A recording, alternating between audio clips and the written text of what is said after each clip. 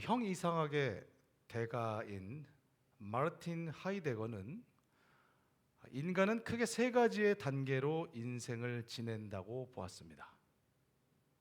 먼저 자신의 의지와 상관없이 이 세상에 던져진 존재, 세계 내 존재로 살아간다. 그리고 인간은 이렇게 세상 속에 던져진 존재로 단순히 갇혀서 묻혀서 살지 않고 자신의 가능성을 향해서 계속해서 자신을 던지는 존재, 기투하는 존재로 살아간다.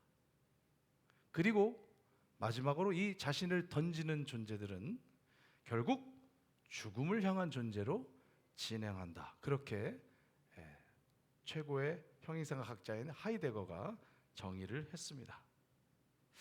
여러분, 세상 속에 던져진 존재, 그리고 자신을 세상 속으로 다시 던지는 존재, 그리고 죽음을 향한 존재, 그렇게 인간을 본 이 하이데거의 관점은 성경이 인간을 보는 관점과 매우 흡사하지만은 또한 성경이 그리스도인을 보는 관점과는 차이가 있습니다. 모든 인간은 세상 속에 던져집니다. 하지만 그리스도인들은 세상 속에 던져지지만 창세 전에 선택되어 예정되어 있다고 하나님이 말씀하셨어요. 단순히 던져지는 것이 아니라 하나님의 계획과 목적 속에서 이 세상에 보냄을 받은 것입니다. 그것이 차이가 있죠. 또 두 번째로, 모든 인간은 자신을 세상 속에 던지며 살아갑니다. 그리스도인도 그렇습니다. 하지만 예수 그리스도께 잡힌 바 된 후 성도들은 이제 자신의 자아와 개인의 삶만을 위해서 자신을 던지는 것이 아니라 하나님의 나라와 그의 목적을 위해서, 그리고 그리스도와 완전히 연합된 그 완성된 상태를 향해서 자신을 던지며 살아갑니다. 마지막으로, 모든 인간은 죽음을 향해 삽니다. 하지만 그리스도인들은 죽음이 아니라 부활을 향해 삽니다. 우리는 죽음의 공포와 허물을 극복하기 위해서 매일 자신을 던지는 사람들이 아닙니다. 우리는 천국의 소망과 기쁨과 부활의 영광을 위해서 하루하루 자신을 던지며 살아가는 세계 내 존재들인 것입니다. 오염되지 않고 청정한 교회, 메아리쳐 울리 퍼지는 교회, 에코교회의 2026년 사역이 시작됐습니다. 우리의 존재는 청정함의 에코, ECO이며 우리의 행위와 사역은 메아리치는 ECHO, 에코입니다. 여러분, 모든 교회의 시작처럼 우리 에코교회의 시작도 많은 이야기들과 배경들이 개개인 속에서 겹겹이 쌓이고 그것이 종합되어져 시작됐습니다. 마치 흙더미 아래에 있던 작은 씨앗이 어느새 생명을 품고 고개를 들어 얇은 가지 하나를 하늘로 피어 올리듯이, 그렇게 아무런 관심과 후원도 없이 오직 하나님께서 주시는 자양분을 흡수하며 커가고 있습니다. 우리는 하늘의 태양과 바다의 물과 땅의 양분을 자라서 시작된 식물과 같습니다. 이렇게 우리 교회는 시작부터가 청정하고 오염되지 않게 시작됐으므로 이제 이 모습을 끝까지 유지하기 위해서 새로운 교회와 신앙의 지평을 이제 함께 열어가기 위해서 우리 교회를 2026년 이제 앞으로 세워나가기 위한 큰 두 가지의 대원리를 제가 준비를 했습니다. 그것은 사도 바울이 로마의 감옥에서 생사의 기로에 서서 빌립보 교인들에게 전했던 그 편지에서 발견하였습니다. 우리는 지난 시간에 바울이 자신이 이미 얻은 것과 아직 얻지 못한 것을 분별해서 알게 되었습니다. 그는 예수 그리스도께 잡힌 바 된 것, 곧 그리스도 예수께 붙잡혀 납포되어서 자신의 전 생애를 이방인의 사도로 헌신하게 된 삶을 이미 얻었다고 확신했습니다. 바울은 이제 바울을 비롯하여 앞으로 예수 그리스도를 믿게 된 모든 성도들이 얻게 될 중생의 체험과 죄에서 의로워지고 거룩해지며 천국으로 입성하는 그것을 확신하고 있었습니다. 그런데 이 위대한 바울도 아직 한 가지를 얻지 못했다고 고백했습니다. 무엇입니까? 그리스도인들이 부활의 상태에 이르러게 될 때만 얻게 되는 그리스도와의 완전한 연합으로 얻어지는 잃어버렸던 하나님의 형상과 모양이 회복되는 완성의 상태에는 아직도 자신도 이르지 못했다라고 고백했죠. 여러분, 그것은 주님이 다시 오실 때에만 이루어지는 종말론적인 상태라는 것을 바울이 잘 알고 그것을 우리에게 전했습니다. 이미 시작된 하나님의 나라, 그리고 아직 완성되지 않은 이 하나님의 나라 사이에 이 긴장 속에서 살고 있는 그리스도인들은 바울의 이 영적인 자기 진단서를 근거로 우리들의 신앙과 우리들의 교회를 어떻게 마지막 호흡이 끝날 때까지 진행시키며 앞으로 전진해야 될지 그 판단과 근거를 갖게 됩니다. 첫째, 우리 에코교회는 하나님께서 우리에게 허락하신 구원을 단 요만큼도 의심하지 말아야 될 줄로 믿습니다. 여러분, 이것은 그리스도인 됨과 교회됨의 대원리예요.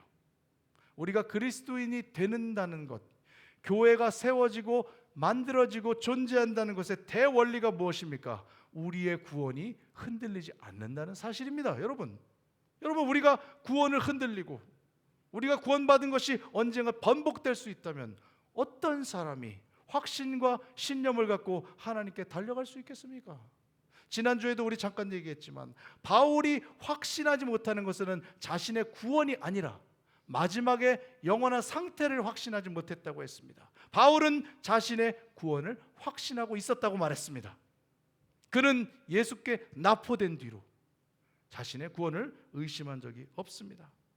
그리스도인들을 죽이러 다메섹 도상을 올라가던 바울, 그는 실제로 예수를 죽이고 싶어 했던 사람인데 그 바울을 주님께서 빛으로 만나셔서 거듭나게 하셨고 이방인의 사도로 세웠습니다.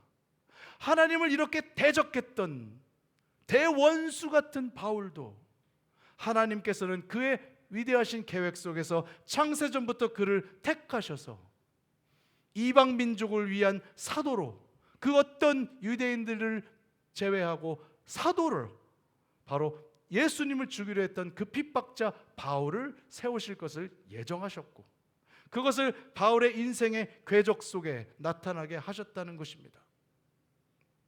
여러분, 우리는 이러한 바울의 삶 속에 펼쳐졌던 하나님의 이 심오한 경륜, 그것을 다 이해하지 못하고 받아들이기 대단히 어렵습니다. 그러나 여러분, 그것이 하나님의 일이에요. 여러분, 그것이 바울과 저와 여러분의 삶 속에 일하시는 하나님의 방식입니다. 우리가 다 분석할 수 없고 해석할 수 없는 것이 하나님의 일하심이요, 우리를 향한 하나님의 계획이요, 우리를 향한 하나님의 예정된 선택인 것입니다. 여러분, 이제는 그것을, 여러분이 시간이 지나고 신앙생활에 가면 이제 그것을 조금씩 더 받아들이기를 주님의 이름으로 축복합니다. 여러분, 받아들이십시오. 저는 지난주에 LA에 방문해서 제가 목사가 되기 위해서 입학했던 풀러 신학교를 잠시 짬을 내서 들렸습니다. 그곳에서 제가 약 21년 전에 29살 청년이 아무것도 모르는 정말 어리버리한 상태로 미국에 유학을 와서 목사가 되겠다고 결단하고 다짐하고 그 공부했던 그 저의 30대 초반 그때 삶을 거기에 잠시 머물러서 되돌아보았습니다. 그런데 여러분, 제가 아무리 거기서 가서 아무리 생각을 해봐도 21년 전의 저의 인생이 지금 하와이에서의 저의 삶, 지금 이 에코 교회라는 삶으로 이어질 만한 아무런 단서도, 어떤 근거도, 어떤 예측도 그 자리에서 21년 전에 제 추억 속에서는 아무것도 저는 발견할 수가 없었어요. 아무런 연관성이 없었습니다. 제가 그래서 직접 가보고 싶었었어요. 가서 그 자리에서 그때의 상태와 추억을 한번 되돌아보고 혹시나 지금의 내 모습과 연결되는 어떤 고리가, 어떤 근거라도, 어떤 느낌이라도 있었을까 생각해 보는데 아무것도 없습니다. 아무것도 없어요. 아무것도 없어요. 내 인생이 내 마음대로 내 계획대로 되지 않았고 오직 하나님의 인도와 섭리 가운데 이렇게 되었다는 것. 그래서 지금의 내 인생은 내가 아무리 설명하려고 아무리 분석하려고 해도 되지 않는다는 것. 딱 그것 한 가지만 다시 확신하고 돌아왔습니다. 그것 딱 한 가지.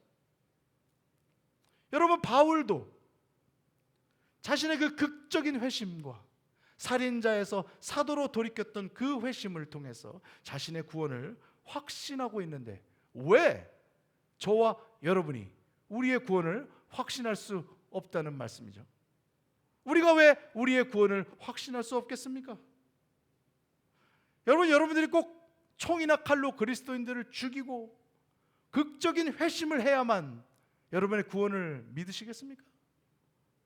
아니면 꼭 하나님과 원수처럼 마귀처럼 지내다가 하나님이 짠 하고 나타나서 온갖 기적적인 일을 막 파노라마처럼 보여줘야 그래야 여러분 확신하겠습니까? 여러분, 아니에요. 아닙니다. 바울의 회심과 구원은 하나님의 구원의 은총의 한계가 과연 어디까지인가? 하나님은 인간이 보기에 과연 저 사람이, 과연 저 인간이 예수를 믿을 수 있을까 하는 그 한계점까지 간 것을 보여준다고 저는 믿습니다.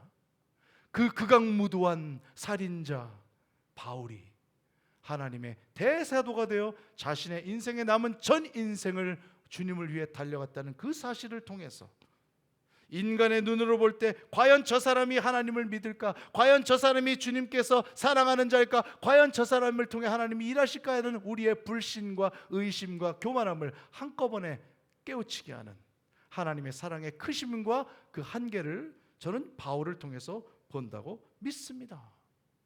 여러분, 이런 사람도 이런 자도 하나님이 창세전에 택하신 자였고 그의 계획 안에 있고 심지어 그가 나중에 위대한 사도가 됐다는 것은 그러한 계획과 섭리를 운행하시는 하나님의 은혜의 은총에 깊고 넓고 풍성하다는 것을 우리는 또 한번 깨닫게 되며 저와 여러분의 구원과 은총을 절대로 의심하지 말고 확신에 찬 믿음의 여정을 앞으로 살아나가야 되길 줄로 믿습니다.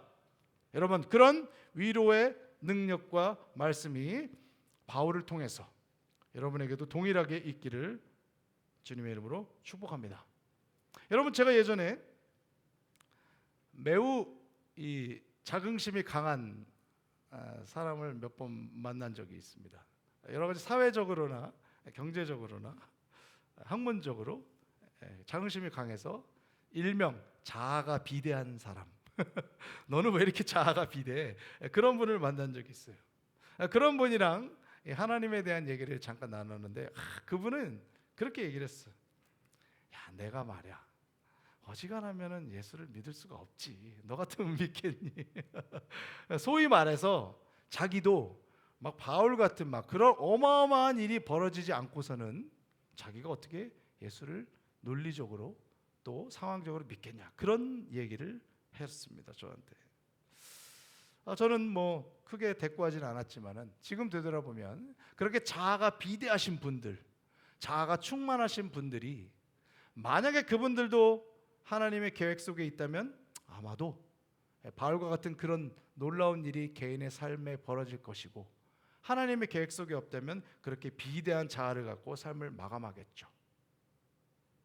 하지만 마음이 겸손하고 자신의 현실을 하나님 앞에서 객관적으로 보기 시작하는 마음이 가난한 사람들은 분명히 이 바울의 구원과 회심을 통해서 이 벌레같이 작은 나를 향한 하나님의 돌보심과 선하심이 얼마나 크게 내 삶의 구석구석 사건 속에 작동하고 있는지 발견하게 되고 스스로 주님께 고백하게 될 줄로 믿습니다. 여러분, 바울처럼 예수 그리스도께 사로잡힌 바 된 나의 영적인 실체, 나의 삶의 지금 그 모습 이대로를 발견하고 여러분 확신하셔서 구원받은 그리스도인의 삶의 정체성을 완벽하게 확신하시는 에코교회 되시기를 주님의 이름으로 축복합니다. 여러분, 두 번째, 우리 에코교회 2026년 두 번째 세우고 싶은 두 번째 원리는, 우리는 무언가를 다 이루었다는 생각을 죽는 그 순간까지도 하지 말아야 한다는 것입니다. 말아야 합니다. 바울은 빌립보서 3장 12절에서 우리 지난주에 자신은 얻은 것도 아니요 온전히 이룬 것도 아니라고 고백했습니다. 오늘 본문 13절 14절에서 바울은 이것을 좀 더 자세히 한 번 더 전합니다. 우리 본문 13절 14절을 한번 같이 보겠습니다. 형제들아, 나는 내가 아직 잡은 줄로 여기지 아니하고 오직 한 일, 이 한 일은 자기가 했던 일을 말하는 것이 아니에요. 그것이 아닙니다. 한 일은 자기가 앞으로 해야 될 한 가지 일을 말합니다. 오직 한 가지 일, 즉 뒤에 있는 것은 잊어버리고 앞에 있는 것을 잡으려고 표대를 향하여 그리스도 예수 안에서 하나님이 위에서 부르신 부름의 상을 위하여 달려가는 것, 그것을 목적으로 하고 있습니다. 자기는 이제까지 자기가 했던 그 모든 것들을 지우고 잊고 딱 한 가지의 일만을 향하여 달려간다고 말합니다. 여러분, 바울은 그 어떤 것도 아직 잡은 것으로 여기지 않았습니다. 그가 잡혀 있다는 것 이외에, 구원받았다는 것 이외에 그리스도의 삶의 여정에서 그 어떤 것도 확신하며 잡은 것으로 여기지 않았습니다. 여기 헬라어 원문에는 바울이 내가, 나는 이렇게 연속으로 이 문장에서 다닥다닥 붙였으면서 자신의 생각을 매우 강조해서 기록한 것으로 학자들이 분석해요. 이 말은 이것입니다. 나는 정말로 그렇게 생각하지 않습니다. 이것은 내가 아무리 생각해봐도 절대로 잡은 줄로 생각하지 않습니다. 또 남들은 아니야, 너는 잡은 것 같아, 너라면 그렇게 된 것 같아 라고 말할지라도 나는 스스로 아무리 생각해도 내 판단으로는 전혀 그렇지 않습니다라는 말입니다. 바울이 한 말이에요. 여러분, 바울이 도대체 무엇을 못 잡았다는 것입니까? 무엇을 아직 못 잡았습니까? 14절에 나오는 하나님이 위에서 부르신 부름의 상, 그 상급을 말합니다. 여러분, 하나님이 위에서 부르신 부름의 상급은 무엇입니까? 바로 예수 그리스도와 이제 나중에 완전히 연합하여서 누리게 되는 영화로운 인간의 상태, 죄를 짓고 싶어도 죄를 짓지 않을 정도로 깨끗해지고 거룩해지는 완전한 상태, 부활의 영광에서만 얻어지는 그 완전한 상태를 상급으로 바울은 달려간다고 말하는 거예요. 여러분, 바울이 이 아직도 이루지 못하고 완전하게 다가가지 못했다고 말하는 배경에는 그 당시 바울이 살던 시대적인 상황적인 배경이 있습니다.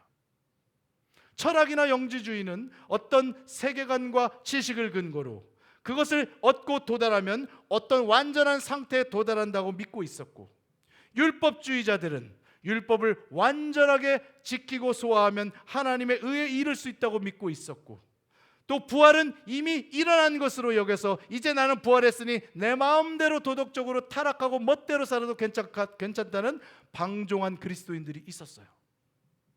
바울은 이러한 사람들과 그러한 세계관을 향하여 뒤에 있는 것은 잊어버리고 앞에 있는 것을 잡으려고 표대를 향하여 달려간다고 말하고 있는 것입니다. 여러분, 바울이 자기에게 내가 뒤에 있는 것을 잊어버린다고 말할 때 그 뒤에 있는 것들이 무엇일까요? 바울에게 뒤에 있는 것들은 무엇입니까? 바울이 예수를 믿기 전에 헌신했던 율법의 완성을 추구했던 그 삶,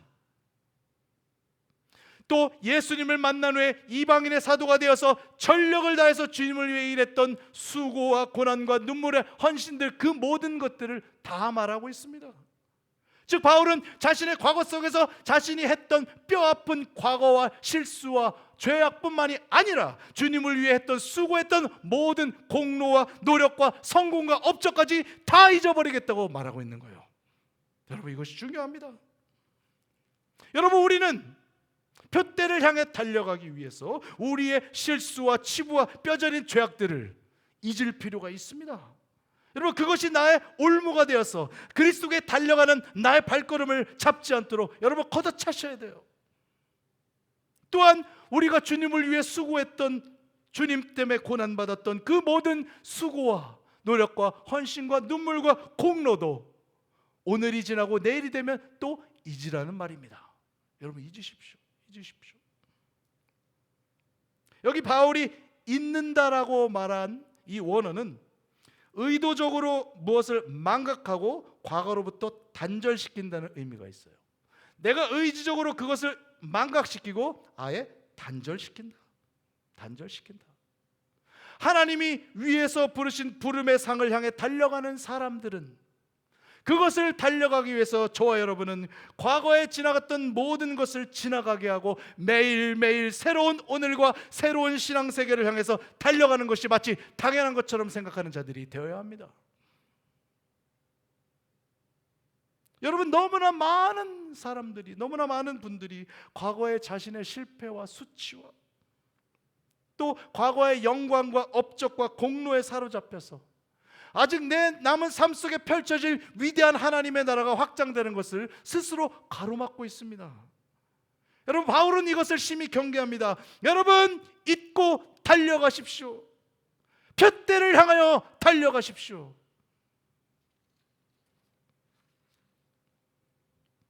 바울이 빌립보서 3장 11절과 12절, 13, 14절에서 사용하는 단어들 중에 상당수는 운동 경기에서 쓰던 단어들이었습니다. 특별히 로마 제국에서 육상 경기는 지금의 월드컵만큼 열광적인 인기가 있던 스포츠였어요. 고대 올림픽이 있었고 이스미안 경기가 있었습니다. 그 경기에 출전하는 선수들은 모든 제국의 시민들에게 귀감이 됐습니다. 저런 수고와 저런 노력과 저런 열정과 저런 헌신으로 자신을 단련시키는 거라 귀감이 됐어요. 오늘 바울이 빌립보서 3장 11절 14절에서 사용했던 참습니다, 뒤에 있습니다, 앞에 있습니다, 푯대가 있습니다, 상급을 받습니다, 나는 달려갑니다 했던 그 원어들은 다 육상 경기에서 사용되던 용어였습니다. 그 경기 속에 달려가는 주자를 향해서 그들을 위해 쓰던 단어들을 바울이 그대로 채용하여서 하나님을 향해 달려가는 신앙의 성도들의 삶을 향해 지금 사용하고 있습니다. 여러분, 바울은 지금 빌립보서를 감옥에서 쓰고 있습니다. 제국의 감옥의 창살 너머로 천국의 안착과 부활의 영광을 확신하면서 죽음을 준비하고 있습니다. 영광의 종착지를 향해서 지금까지 자신이 달려왔던 모든 삶의 궤적을 잊고 끝까지 푯대를 향하여 달려가는 그 바울의 고백이 바로 우리 에코교회가 이제부터 달려가야 할 목적의 근거요 토대가 된다고 저는 믿습니다. 여러분, 수많은 이단들은 이것을 부정해요. 여러분, 구원파들은 보통 이런 질문을 하죠. 저도 중학교 때 이 구원파에 속해 있던 선생님이 계셔가지고 그 국어 선생님께서 수업을 안 하고 수업이 40분이면 20분은 구원파 교리를 전했어요. 그리고 20분은 수업합니다. 심지어 그 구원파 교리를 전하다가 학생이 왜 수업을 안 하고 이상한 얘기를 하시면 그랬다가 두드러 맞은 적도 있었어요. 그래서 학교에 이렇게 얘기를 했더니 또 교장 선생님이 오셔서 이렇게 하셔가지고 근데 결국 그 선생님은 나중에 전근 가셨어요. 다른 학교로. 하여튼 그 정도로 나쁘게 말하면 좀 그랬고 좋게 말하면 열정적인 구원파 신도셨는데 그때 그 선생님이 저희들에게 했던 질문이 평생 잊지 않습니다. 장경신, 너 구원 받았어? 그런 것 같은데요. 그럼 몇 월 며칠 몇 시에 구원 받았어? 이렇게 물어보는 거예요. 그래서 그걸 제가 알면 여기 있을까요? 뭐 그런 식으로 대답을 했던 기억이. 그러니까 너는 그것도 모르고 뭐 목사님 아들이 그것도 모르고 어디 교회를 다녀? 구원받은 날짜, 구원받았다면 구원을 받은 하나님이 구원을 주신 건데 날짜와 시와 때를 알아야지. 그걸 모르냐고. 모르겠는데요. 거부라고. 그러면서 이제 막 얘기를 하셨단 말이죠. 구원받으는 그렇게 말해요. 자신이 구원받은 날짜, 시간, 그때 그거를 알아야 된다. 그리고 그거를 깨달으면 이제 모든 죄의 문제가 완전히 깨끗해져서 죄의 문제가 없이 완료됐다고 가르칩니다. 그것이 구원파의 구원 교리예요. 그래서 그 구원받은 날짜, 새 이거를 막 따지고 듭니다. 따지고 들어요. 우리 기독교 신앙에서는 내가 언제 구원받고 회심하고 고백했는지 정확하게 내가 기억할 수 없다고 하는 것이 정통 교리예요. 왜냐? 성령의 역사로 우리가 구원을 받는데 성령은 내가 기대하고 바라고 원하는 방식대로 일하고 움직이는 것이 아니라 하나님이심으로 자신의 주권적으로 움직이시니 우리가 그것을 예측하고 또 기억하기가 매우 어렵다. 그것이 우리의 생각이죠. 구원받으는 그래서 내가 구원받은 때를 알기만 하면은 이제 너는 다 된 거야. 다 된 거야. 너는 이제 회개할 필요 없어. 구원받았는데. 너는 우리가 인간이 거룩해져야 될 그 성화의 아름다운 경주를 달려갈 필요가 없다. 그렇게 가르쳐요. 구원파들이. 다 된 것처럼 가르칩니다. 다 된 것처럼. 이 구원파에서 조금 벗어나면 당신이 뭔가를 깨달았다면 당신은 이제 매우 중요한 경험을 했으니 다 된 것처럼 말하는 것과 비슷합니다. 여러분 또 신천지. 이만희 신천지가 어떻게 말하는지 아세요? 하늘의 영이 인간의 육체와 이렇게 합쳐지면은 신과 인간이 하나가 되는 상태가 이 땅에서도 가능하고 그것이 완료될 수 있다고 가르칩니다. 그런 사건은 성경에서 예수님이 다시 오신 후에나 가능한 일인데 그것이 자기들에게는 가능하고 심지어 자기들의 교주에게 이미 완료됐다고 가르치고 있습니다. 또 우리 미국의 최대 이단인 몰몬교는 인간이 지금의 현재 상태인 것처럼 신도 한때 그런 때가 있었다. 그래서 신이 현재 그런 상태인 것처럼 지금 우리가 보는 그 어마어마한 신인 것처럼 인간도 그렇게 될 수 있다라는 승천 교리를 가르칩니다. 그래서 그것을 얻기 위해서 술도 먹지 말고 담배도 피지 말고 11조를 칼같이 내고 도덕적으로 깨끗하게 사는 그런 절제되고 사람들 보기에 깨끗하고 아름다운 삶을 살면 나도 또 하나의 신과 같이 될 수 있다는, 마치 에덴 동산에서 뱀이 하와에게 너도 하나님과 같이 되겠다고 유혹하는 그 욕망을 자극하는 교리를 지금도 가르치고 있습니다. 여러분 이런 이단들이 갖는 공통적인 세계관이 무엇입니까? 이미 시작된 하나님의 나라와 아직 완성되지 않은 이 하나님 나라의 사이에서 분명하게 존재하고 있는 그 긴장, 아직 완성되지 않았은, 그러니 이미 시작되어서 무엇인가는 되고 있고 무엇인가는 되지 않는 그 긴장 속에 살고 있는 이 영적인 실체를 완전히 무시하고 모든 것이 될 수 있는 것처럼, 완료된 것처럼, 가능한 것처럼 말하고 있습니다. 그것은 사악한 교리예요. 그것은 사악한 교리입니다. 여러분 모든 성도들은 죄인이지만 동시에 의인의 삶을 삽니다. 아멘? 믿으십니까? 아멘? 예. 왜 그럴까요? 우리가 예수를 그리스도로 영접하고 고백하면서 하나님께서 너와 나를 의롭다고 인정해 주셨습니다. 이것은 실제로 죄를 전혀 짓지 않게 되는 상태가 됐다고 말하는 것이 아닙니다. 이제 앞으로도 계속 죄를 짓게 되겠지만은 예수님을 구주로 영접한 사람은 이제 하나님께서 더 이상 너는 죄인이라고 부르지 않겠다고 그냥 정하셨다는 뜻이에요. 이것을 보통 우리는 하나님의 칭의라고 말해요. 의롭다고 칭하셨다. 의롭다고 칭하셨다. 이 칭의를 설명하는 것을 보통 법적인 용어라고 말합니다. 법원에서 재판관이 어떤 사람에게 당신은 어떤 형태의 죄가 있습니다. 또 앞으로도 당신은 그런 형태의 죄를 지을 가능성이 있지만 나는 지금 이렇게 판단합니다. 빵빵빵 무죄입니다. 마치 그것과 같다는 것입니다. 그것과 같다는 것. 그래서 법정적인 의미라고 말하는 거예요. 법정적인 의미. 재판관이 당신에게 당신은 그런 죄의 형태가 있고 앞으로도 가능하지만 나는 아무리 생각해봐도 그것이 죄라고 생각하지 않으니 당신은 무죄요 라고 말하는 것과 똑같은 것이 하나님이 죄인에게 하시는 칭의, 바로 의롭다 하심이에요. 여러분 따라서 하나님께서 그리스도인들을 의롭다고 말하는 것은 죄가 있었고 지금도 죄를 짓고 앞으로도 죄를 지게 되지만 예수님 때문에 하나님이 이 죄인들을 의롭다고 하신 것이므로 하나님께 의롭다고 인정받은 그리스도인들은 지금부터가 바로 오늘이 이제 본격적인 죄와의 싸움을 시작하는 날이 되는 것입니다. 죄와의 싸움은 끝난 것이 아닙니다. 하나님이 의롭다고 하셨다고 죄가 안 짓는 것이 아니라 하나님이 의롭다고 인정해 주셨을 뿐 이제 비로소 우리는 죄와 본격적으로 싸우는 거예요. 이것이 루터의 고백이었습니다. 나는 왜 하나님께 용서를 받았는데 왜 맨날 죄를 질까? 그가 머리를 싸매고 수도원에서 고민하고 있었어요. 나는 예수님을 그리스도로 고백하는데 왜 나는 계속 아직도 죄를 짓고 그 죄에 대한 속박이 나를 괴롭히고 죽을 것 같을까? 그러나 그가 하나님의 이 칭의에 믿음으로 구원을 받는다는 그 칭의를 깨닫고 날아가는 새처럼 다시 살아났습니다. 나는 죄를 짓고 있고 지금도 짓고 앞으로 짓지만 하나님은 나를 이제 더 이상 죄인이라고 말하지 아니하신다.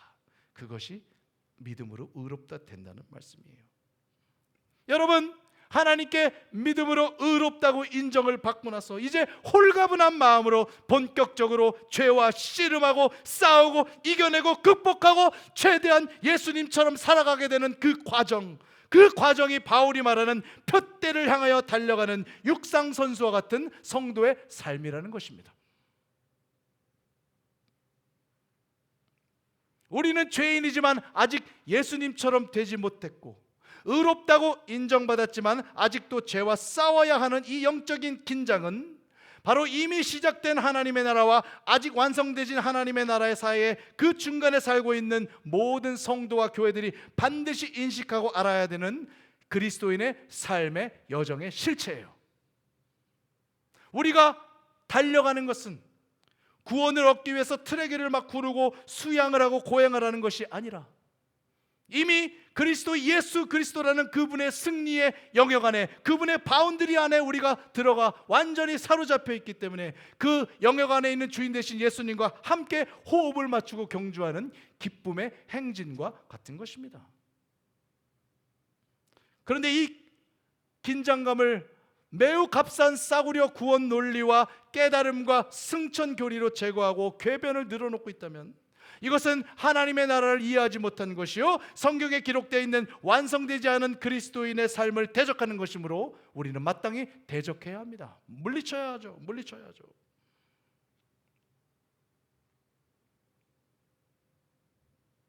여러분, 현대에는 또 수많은 자기 개발 욕구가 그리스도인들의 또 생각을 유혹합니다. 여러분, 자기를 개발하고 자아를 실현하는 것이 절대로 나쁜 것이 아닙니다. 그러나 여러분, 그리스도인들은 예수 그리스도께 사로잡힌 바 된 자신의 실존, 자신의 실체, 그 상태를 이해하고 이제부터는 나는 나의 자아와 나의 개발을 위해서 나의 삶을 던지는 것이 아니라 예수께 사로잡힌 나, 예수 안에 붙잡힌 나, 성도된 나, 그리스도인 된 나, 그 내 안에 예수의 심장과 예수의 능력과 예수의 성품을 채워나가는데 이제 전력을 다하며 질주해야 된다는 것을 알 필요가 있습니다. 자기 개발과 나를 내 안에 그리스도의 성품을 채우는 것은 다른 것이에요. 다른 것입니다. 여러분, 또 교회와 신앙생활을 개인의 이 불안하고 힘든 답답한 심리적인 안정과 위로를 위해서 지속하시는 분들도 많이 있습니다. 우리 신앙생활과 종교활동이 우리의 마음과 영혼에 안정을 주는 것, 그것을 추구하는 것, 그것이 역시 나쁜 것이 아니죠. 우리는 그것이 필요합니다. 많은 초신자들은 그런 이유로 교회를 오십니다. 그러나 그것이 그리스도인의 삶의 목적이 될 수는 없는 것이죠. 바울은 그리스도인들은 인간의 삶 속에 발생하는 모든 갈등과 고민과 문제들을 완벽하게 다 해결하고 아무런 근심과 걱정 없는 삶으로 우리의 삶을 지속할 수 있다고 절대로 말하지 않습니다. 정반대. 여러분, 정반대예요. 바울은 이 이미와 아직 사이의 긴장 속에 살고 있는 그리스도인들은 호흡을 다하는 순간까지 마지막까지도 갈등의 연속과 관계의 얽힘과 묶임 속에서 우연곡절을 살다가 천국으로 들어간다고 말합니다. 그 어느 것도 그리스도인의 삶의 신앙생활 중에서 이 땅에서 완료될 수 있는 것은 없습니다. 하나님이 위에서 부르신 부름의 상급은 이 땅에서 획득되지 않습니다. 부활의 때가 되어야 예수님이 다시 오셔야 완성됩니다. 하나님께서는 바울을 통해서 완료되지 않은 그 완전한 상급을 향해 그리스도인들은 달려가라고 명령하고 계십니다. 그것을 위해서 바울은 매우 중요한 실천 사항을 우리에게 제시한 것입니다. 뒤에 있는 것을 완벽하게 잊으십시오. 여러분, 잊어야 합니다. 여러분, 잊어야 앞으로 달릴 수 있습니다. 슬픔과 실수와 나의 초라함이 내 발목을 잡지 않도록, 나의 수고와 공로와 노력과 눈물이 나를 자만하지 않도록 여러분, 잊어야 합니다. 그래서 내 마지막 호흡이 닿는 그 순간까지 계속해서 주를 향하여 열심히 달려가야 합니다. 여러분, 다시 말합니다. 달리지 않는 신앙, 달리지 않는 교회는 죽어가고 있는 교회입니다. 과거의 영광에 사로잡혀 머뭇거리는 교회는 타락해가는 교회입니다. 하나님은 우리에게 말씀하십니다. 그 어느 것도 만족하지 말고, 그 어떤 상태에도 안주하지 말고, 예수님이 이 땅에 오실 때까지 교회와 성도들은 자신에게 맡겨진 소명을 다하고 함께 경주하라고 요청하십니다.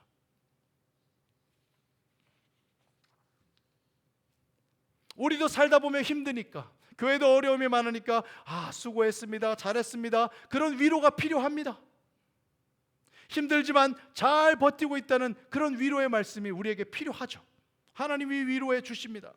그러나 하나님께서 거기서 멈추지 않고 하나님께서 교회와 성도들에게 이만하면 됐다, 이쯤에서 넌 그만 쉬어라, 절대로 그렇게 말하지 않아요. 하나님이 우리를 위로하시고 하나님의 여러분의 삶을 공급하시고 인도해 주시는 이유는 여기서 절대로 멈추지 말고 앞을 향해 달려가게 하시기 위해서 여러분에게 은혜를 주시는 것입니다. 여러분, 하나님은 절대로 여러분에게 이만하면 됐다라고 말하지 않습니다. 이쯤이면 좋게라고 말하지 않습니다. 여러분, 육상 선수들에게 이 정도 나왔으면 됐어, 괜찮아, 집에 쉬어, 그것은 그 선수를 죽이는 거예요. 독약입니다. 그 어떤 코치도 그렇게 말하지 않습니다. 조금만 더 해봐, 조금만 더 달려봐, 0.1초라도 아끼고 들어가자. 그것이 코치죠. 하나님이 성도들에게 그렇게 말씀하십니다. 여러분, 이만하면 됐습니다, 여러분 잘하셨습니다, 여기서 멈추시면 됩니다. 그것은 복음이 아닙니다. 그것은 하나님의 말씀이 아닙니다. 하나님은 성도들에게 말하는 것은 표대를 향하여, 상급을 향하여 달려가라고 말씀하십니다. 진정한 복음은 죄에서 벗어나서 다시 태어난 뒤에 이제 다가올 하나님의 나라를 향해서, 그 나라를 향해서 자신의 삶의 자리에서 맡은 소임을 다하도록 성도를 재촉하게 하는 것이 진정한 복음입니다. 절대로 여러분의 삶을 안주하게 하고 평온을 누리고 마치 다 된 것처럼, 다 이룬 것처럼, 다 가진 것처럼 여러분의 삶을 격려하고 끝나는 것이 복음이 아닙니다. 여러분, 우리는 복음의 야수성, 복음의 생명성, 복음의 점진성, 복음의 재촉성, 그것을 회복해야 될 줄로 믿습니다. 여러분, 예수님을 생각해 보십시오. 바울을 생각해 보십시오. 제자들을 생각해 보십시오. 그들이 편안하게 은퇴하고 노후를 즐기고 지루한 하루하루를 보내다가 천국에 간 사람은 단 한 명도 없습니다. 십자가에 못 박히는 그 순간까지, 감옥에 갇혀 참수형을 기다리는 그 순간 마지막까지, 아직까지 획득하지 못한 하나님의 부르심의 상급을 위해서 자신의 마지막 순간까지 자신을 던지는 기투의 삶, 던지는 삶을 살아간 것이 바로 예수님이요, 제자들이요, 바울이었습니다. 아이들도 벌벌 뛰네요. 여러분, 현대 물질주의적이고 세속주의적인 자신의 욕망의 노예, 자아의 노예가 되는 사람들은 이 표대를 향하여 끊임없이 달려가라는 이 말씀이 거슬립니다. 불편합니다. 이제 그런 얘기 그만 좀 해 라고 말합니다. 여러분, 우리 에코교회는 비록 사람들에게 질타를 받고 불편함을 주고 부담감을 주더라도 올곧이 하나님의 말씀과 올바른 하나님의 교리를 전하고 이해함으로 하나님께서 지금 이 시대와 상황 속에서 말씀하시는 진리의 말씀을 받아들여 전파하는 자들 되기를 간절히 원합니다. 여러분, 오염되지 않는 청정한 교회, 그게 쉬운 게 아니에요. 여러분, 그거 거의 불가능한 겁니다. 우리가 오염되지 않은 에코교회를 만든다고 말했습니다. 그거 사실 굉장히 배짱 두둑한 소리인 거예요. 여러분, 그거 배짱 두둑한 소리입니다. 어지간하면 그런 얘기 안 해요.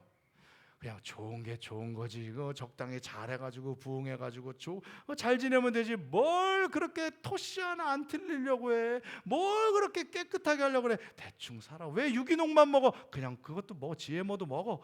그게 사람들의 생각이죠. 그러나 우리 에코교회는